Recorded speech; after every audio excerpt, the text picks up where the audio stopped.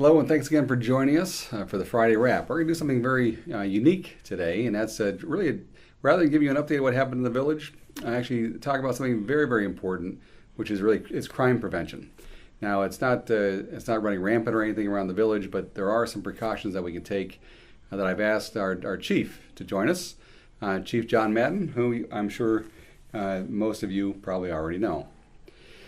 Chief, I appreciate you joining me. No, thank you. I appreciate being here. And there's nothing that I can say would have quite as much authority or accuracy No, I don't know. as what you have to say. So I appreciate it. Yeah, I know as we discussed, we've had a couple of burglaries this summer, which I didn't realize that you said that burglaries actually go down during the summer.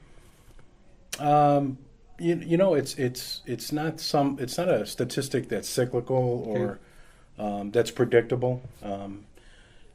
In the summer months, usually what we've seen is a decrease in the Home invasions, probably not home invasions, is that's a very different offense, but it's a type of like a gypsy, a ruse entry into a home, because usually these individuals do not want to confront anybody. So there's a different type of crime that occurs. Usually when burglars come into a home, they don't want to encounter any residents there. Right. So usually in the summer months, you have kids are home from school, the houses are occupied during the daytime hours. In the wintertime, kids are at school. You may see an increase in residential burglaries there, but it's not predictable. Gotcha. Yeah, that makes sense. Now, the one thing that occurred on my own street and my own area is the frequency of solicitors during the summertime. And so, could you give me and the residents a little more description as to how that, what the rules are around solicitation, and what some of your tips are? Well, any solicitors in the village of Burr Ridge have to have a solicitor's permit. They have to apply for a permit at the police department. And when their application is approved by me, they're given a solicitor's badge. And this is a rather large, it's a blow-up of the badge, but it's about the size of an identification card or a credit card. And an approved solicitor will always have this identification with them. If they don't, I'd ask you to call the police right away. Just call 911. The solicitors have to be approved, and the only persons that do not need a solicitor permit are minors under the 17 years of age or under, and soliciting for a charitable like the Boy Scouts, Girl Scouts, Right. And some political canvassing and religious canvassing. But otherwise, all solicitors in the village of Burr Ridge are required to have a permit. And what we do for the permit process, we do a background investigation on the company and the individuals that are going door to door soliciting. So And one of the reasons why you're doing that ahead of time is why, and I think we have a couple of examples in the village too that was we're trying to beneficial for. keep the individuals who aren't really soliciting from being in the neighborhoods, looking for crimes of opportunity, looking for open doors, maybe to commit those residential burglaries. Unfortunately, we've had that in the past where we've come across individuals in the village that obviously did not apply for a permit, but they're going door to door mainly to see if anybody's home. If nobody's home and there's no response, they may break in and commit a burglary. Unfortunately, we've had that in past years. We've had our detectives do an excellent job in investigating these crimes, and we have made multiple arrests in those offenses. Sometimes individuals will come around door to door, seal coating driveways. They may tell you that they're there to do lawn work, maybe replace your mulch, just different household chores that you probably don't want to do, maybe clean your gutters. But usually those individuals are not there with the intent just to perform that work. They're looking for some opportunities.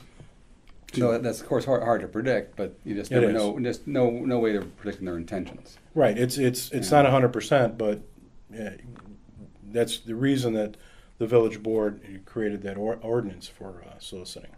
We want to make sure that the individuals soliciting are there for that purpose. And case in point, we had someone on our street that was going door to door. Yes. And once finally confronted, they ended up having, as I recall, had a rap sheet of some kind. Do you remember that one? Yeah, that individual that the officers encountered, he did not have a permit to solicit, and he had multiple arrests and convictions for burglary and narcotics. Yeah. And then we also had a recent occurrence where a house where the entrance was actually kind of hard to see from the street. A wooded entrance, yes. A wooded entrance, where that actually in fact did happen recently. Could you give us just highlights of that? Well, usually what happens if these individuals come to the door, and it could be anybody, it could be somebody there for a legitimate purpose. The best thing to do is not open the door if you don't recognize them or you're not expecting anybody. But don't ignore their knock or the ringing the doorbell. If the individuals are there to commit a burglary, they're checking to see if someone's home. They'll knock on the door, they'll ring the doorbell, and if nobody's there, if they think nobody's there, they'll make entry into the home. So if you are home, it's best to leave the door locked, maybe look out a window. If you could yell through the window, ask them what they want, what their business is, and then give us a call right away. Call 911.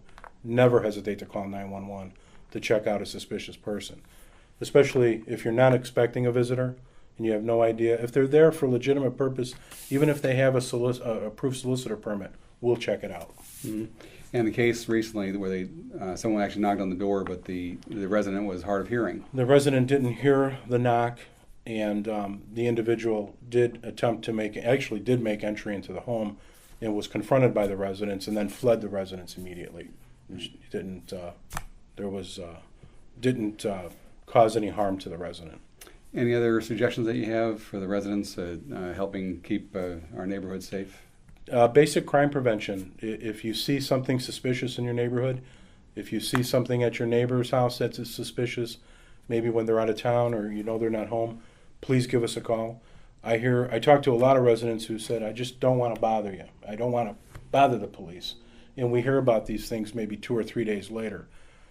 Call 911. That's what we're here for. If there's ever any suspicion, just call. We'll come and talk to you about the incident if you wish. If you want to remain anonymous, you could remain anonymous. But I always ask residents to just call 911. Keep an eye on what's going on in your neighborhood. If you see something suspicious, if you see somebody parked in a car, just give us a call. That's what we're here for. Okay. We'll come out and check. We'll be there in a minute or two, and we'll find out if that person has business there. Well, Chief, appreciate you joining us. Thank you. And getting the word out to the residents. Thanks again for joining us for the Friday wrap. But really, this message is really for all every day of the week. And, yes. And truly is, because nothing's more important than neighborhood safety. Thanks again for joining us. That's a wrap.